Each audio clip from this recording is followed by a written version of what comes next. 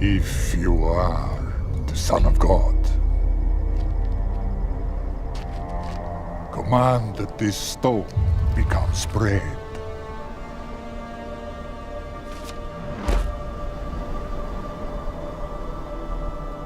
Saudara-saudara kekasih di dalam Tuhan Yesus, puji dan syukur kepada Tuhan, kita bisa bertemu lagi di dalam acara Renungan Harian GP Kris Pangkal Pinang. Sebelum kita bersama-sama merenungkan firman Tuhan ini, mari kita berdoa mohon pertolongan Tuhan, mohon Roh Kudus membuka hati pikiran kita untuk mengerti firman Tuhan. Kita berdoa. Terima kasih ya Bapa di dalam surga. Tuhan telah memimpin kami melewati sehari lewat sehari. Dan pada hari ini kami kembali boleh bertemu di dalam acara Renungan Harian Gereja kami. Kami mohon ya Tuhan, Engkau tuntun kami, memimpin kami. Kami mohon Roh Kudus membuka hati dan pikiran kami supaya kami dapat mengerti firman Tuhan ini. Pakailah hamba-Mu untuk menguraikannya dengan sederhana. Dalam nama Tuhan Yesus kami berdoa. Amin. Saudara sekalian, seperti yang sudah saya janjikan bahwa kita akan melanjutkan renungan kita mengenai riwayat Tuhan Yesus. Dan hari ini kita akan melihat pencobaan iblis kepada Tuhan Yesus, yaitu minta Tuhan Yesus merubah batu menjadi roti. Nas yang mencatat ini adalah di dalam Injil Matius pasal 4 ayat 1 sampai 4. Saya akan bacakan Matius pasal 4 ayat 1 sampai 4. Maka Yesus dibawa oleh Roh ke padang gurun untuk dicobai iblis. Dan setelah berpuasa 40 hari dan 40 malam, akhirnya laparlah Yesus. Lalu datanglah si pencoba itu dan berkata kepadanya, "Jika engkau anak Allah, perintahkanlah supaya batu-batu ini menjadi roti."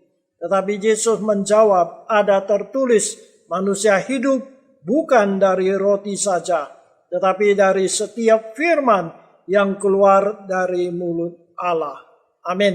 Demikianlah pembacaan. Saudara sekalian, pada waktu itu Tuhan Yesus sudah berpuasa 40 hari 40 malam, tidak makan apa-apa. Maka secara fisik atau secara keadaan sebagai manusia yang berdarah daging, maka Tuhan Yesus sudah lapar. Bahkan boleh dikatakan sudah sangat lapar. Maka kata iblis kepada Tuhan Yesus, "Jikalau engkau anak Allah, rubahlah batu-batu ini menjadi makanan." Tuhan Yesus adalah Allah yang menjadi manusia. Maka Tuhan Yesus dengan gampang sekali atau dengan mudah merubah batu-batu yang ada di sekitarnya menjadi roti atau menjadi makanan. Tetapi Tuhan Yesus menjawab, "Ada tertulis, manusia hidup bukan dari roti saja, tetapi dari setiap firman yang keluar dari mulut Allah." Saudara sekalian, jawaban Tuhan Yesus ini adalah kutipan dari kitab suci, yaitu di kitab Ulangan pasal 8 ayat 3. Kata-kata ini adalah ajaran Nabi Musa kepada bangsa Israel ketika bangsa Israel keluar dari tanah Mesir menuju tanah perjanjian, yaitu tanah Kanaan. Karena ketidaktaatan mereka dan tidak beriman, maka Allah menghukum mereka berkelana selama 40 tahun di padang gurun. Tetapi setiap hari Tuhan menurunkan makanan yang disebut manna sebagai makanan bagi mereka selama 40 tahun. Jumlah bangsa Israel pada waktu itu yang laki-laki umur 20 tahun ke atas itu berjumlah 650.000. Belum termasuk anak-anak atau orang yang di bawah umur 20 tahun dan juga belum termasuk perempuan. Jadi saudara sekalian, minimal bangsa Israel pada waktu itu adalah 2 juta orang. Dari mana mereka itu mendapat makanan setiap hari di padang gurun itu selama 40 tahun, saudara sekalian. Tetapi Allah mengasihi mereka. Setiap pagi Tuhan menurunkan makanan dari langit untuk mereka. Saudara sekalian, yang mereka sebut mana. Setiap pagi mereka harus bangun pagi-pagi sebelum matahari terbit. Mereka dapat mengumpulkan makanan itu untuk satu hari. Sehari untuk satu hari. Mereka tidak boleh ambil untuk 2 hari. Kalau mereka simpan untuk besok, makanan yang Tuhan berikan itu akan menjadi basi dan berulat. Tetapi 1 hari sebelum hari Sabat, Tuhan memperkenankan mereka ambil porsi 2 hari. Karena pada hari Sabat, Tuhan tidak menurunkan mana atau makanan untuk mereka. Jadi, mereka setiap hari bangun pagi-pagi untuk mengambil makanan. 1 hari untuk 1 hari. Kecuali 1 hari sebelum hari Sabat. Mereka boleh ambil 2 porsi. Karena hari Sabat Tuhan tidak menurunkan mana atau makanan untuk mereka. Jadi saudara sekalian, selama 40 tahun bangsa Israel itu diajar supaya setiap hari mereka harus bersandar pada pemberian Allah. Maka Allah mengingatkan mereka melalui Nabi Musa. Manusia hidup bukan dari roti saja, tetapi dari setiap firman yang keluar dari mulut Allah. Nah saudara sekalian, mengapa Tuhan Yesus tidak mau atau tidak boleh merubah batu menjadi roti? Padahal waktu itu Tuhan Yesus sedang dalam keadaan sangat lapar. Apa salahnya jikalau seorang lapar lalu mencari makanan untuk menghilangkan rasa laparnya itu? Bukankah itu hal yang wajar dan sangat manusiawi?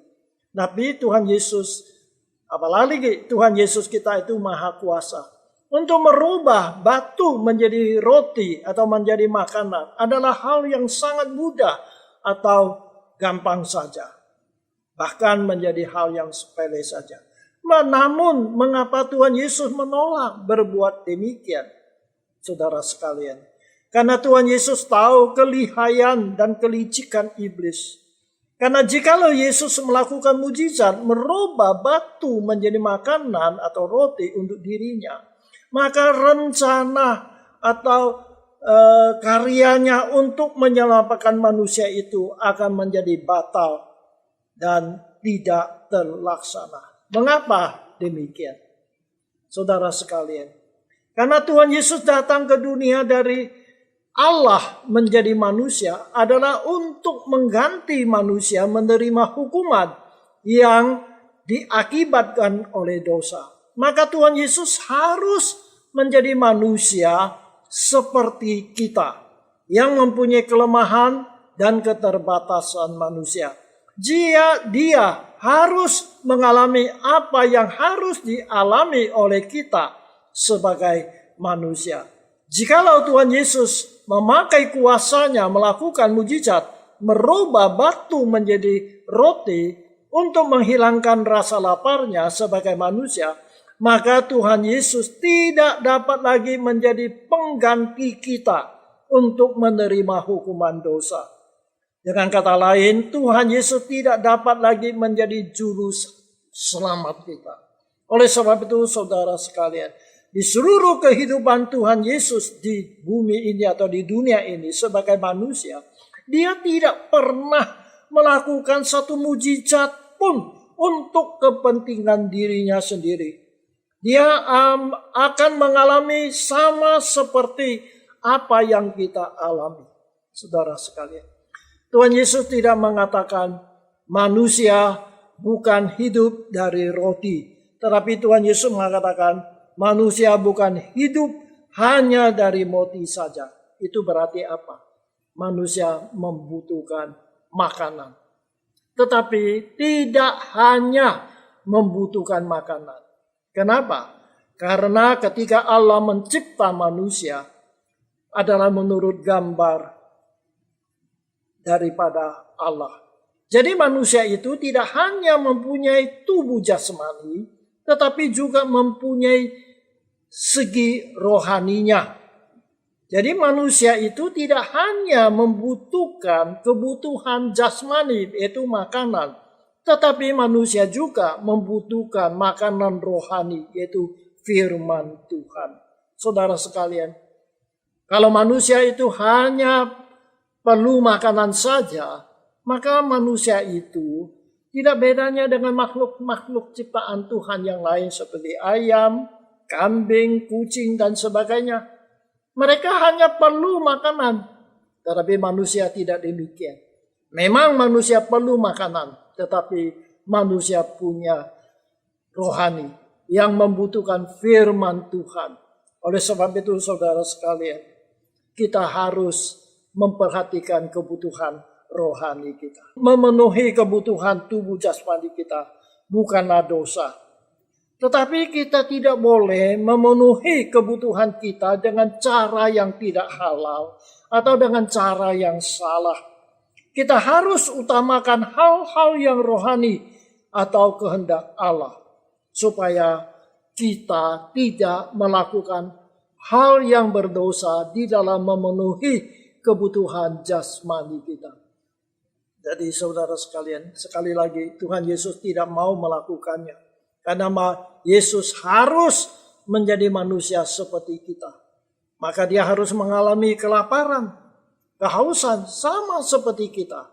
Jikalau Tuhan Yesus menggunakan kekuasaannya untuk merubah roti menjadi makanan, maka dia batal menjadi wakil kita untuk menerima hukuman dosa itu. Oleh sebab itulah Tuhan Yesus menolak, tidak mau merubah batu-batu menjadi makanan atau menjadi roti. Walaupun dia mampu melakukannya, tapi dia ingin sama seperti kita. Saudara sekalian, dan ingat, memenuhi kebutuhan jasmani kita dengan cara yang benar, bukan dengan cara yang tidak benar. Kita harus utamakan rohani kita. Saudara sekalian, jangan kita lalai untuk mencari kebutuhan rohani kita.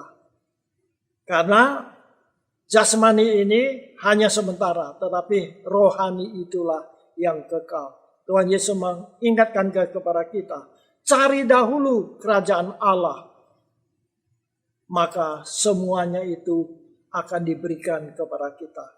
Saya bacakan di dalam Injil Matius pasal 6 ayat 33, kata Tuhan Yesus. Tetapi carilah dahulu kerajaan Allah dan kebenarannya, maka semuanya itu akan ditambahkan kepadamu. Jadi artinya Tuhan mengingatkan kita, cari dulu kerajaan Allah, kehendak Allah. Maka semua soal makanan jasmani Tuhan akan tambahkan kepada kita. Kiranya Tuhan menolong kepada kita supaya kita tidak hanya mementingkan kebutuhan jasmani, tetapi harus mementingkan hal-hal yang rohani. Tuhan Yesus tidak mau merubah batu menjadi roti karena dia mau menjadi manusia seperti kita.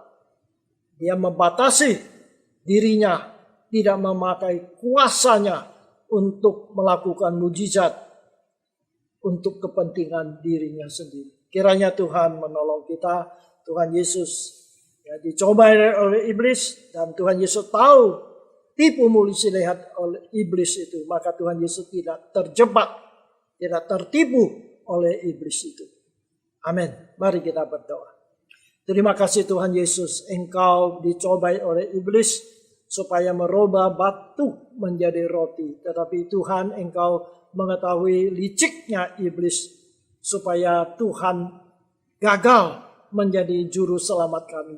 Gagal menjadi pengganti kami untuk menerima hukuman dosa. Tapi kami bersyukur Tuhan Yesus, Engkau sudah mengalahkan iblis.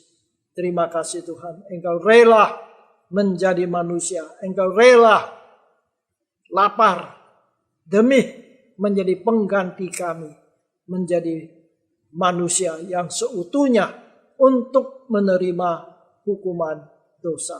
Terima kasih Tuhan, Engkau tidak saja mau mengalami kelaparan supaya sama dengan kami, tetapi ya Tuhan, Engkau juga mengalami segala siksaan dari manusia untuk menjadi pengganti kami. Terima kasih Tuhan, terima kasih. Kami naikkan doa ini dalam nama Tuhan Yesus. Kami berdoa. Amin. Kiranya Tuhan berkati kita sampai bertemu pada kesempatan yang lain. Amin.